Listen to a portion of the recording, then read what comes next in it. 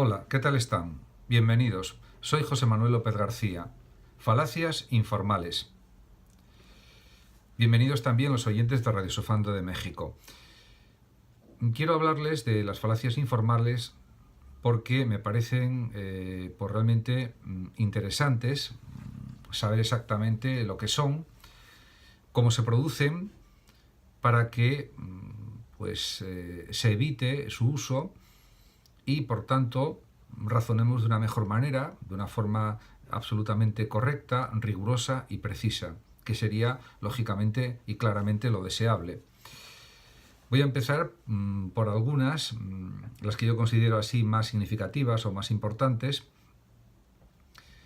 La primera de la que voy a hablar es la denominada petición de principio, que es un razonamiento erróneo que emplean las premisas aquello que queremos demostrar. Se puede también llamar círculo vicioso y a veces es verdad que sucede no solamente en conversaciones, también aparece a veces en discursos, en escritos diferentes, que realmente es verdad que a veces se abusa de esta petición de principio.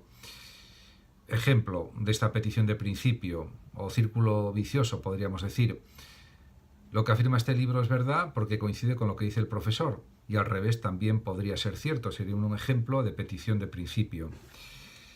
Otra falacia informal, que suele ser bastante habitual, por desgracia, es el argumento ad ignorantiam, o de la ignorancia. El hecho de, por ejemplo, de que no hayamos podido comprobar si algo es cierto, no implica que deba ser falso, y al revés, pues tampoco sucede esto.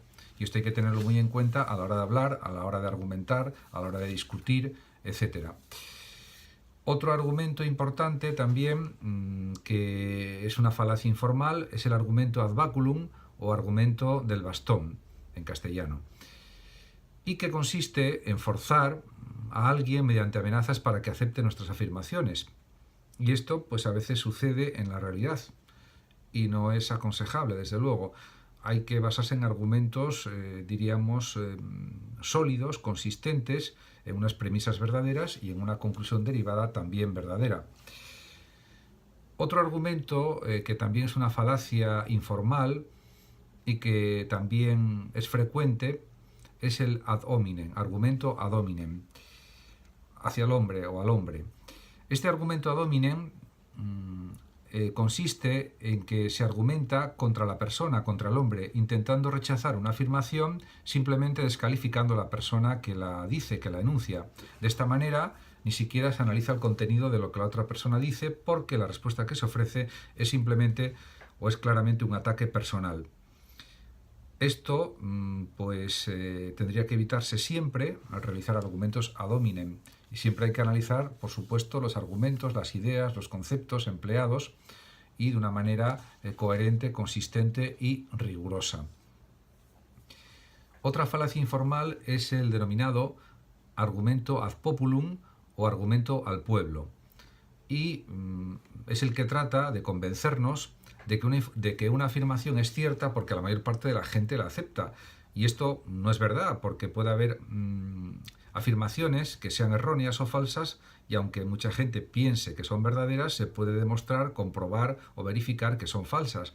Por lo tanto, porque una afirmación sea plausible o sea aceptada por muchísima gente como verdadera, si no se demuestra que lo es, diríamos, eso no justifica que sea verdadera. Ejemplo de argumento ad populum o argumento al pueblo: toda la gente que conozco hace trampas al pagar impuestos, por tanto puede y debe hacerse. Pues esto no sería cierto ni verdadero en ningún caso.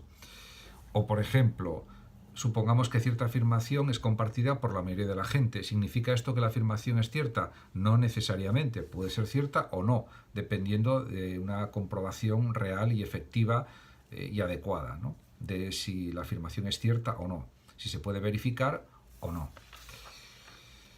Otro argumento que es una falacia informal es el argumento ad verecundiam, también denominado en castellano o en español argumento de autoridad, y que consiste en defender una afirmación basándose en que ha sido aceptada por una persona importante. Esto no supone que necesariamente eso que se afirma tenga que ser verdad, como es lógico, por otra parte.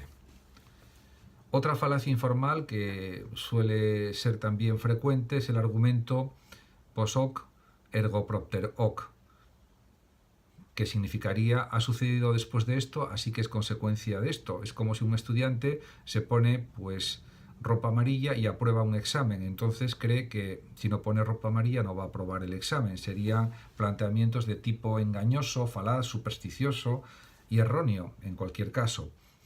Y por último voy a explicar una falacia informal que se denomina el argumento ad misericordiam, o en castellano argumento de misericordia, y consiste en apelar a los sentimientos y las emociones de nuestros interlocutores para moverles a actuar de una determinada manera. Esto también es una inconsistencia lógica y supone plantear argumentos absolutamente erróneos, falsos, inconsistentes. Muchísimas gracias por su atención. Saludos a los oyentes de Radio Sofando de México. Hasta siempre. Si lo deseas puedes compartir este vídeo, darle me gusta o suscribirte a mi canal. Saludos a todos.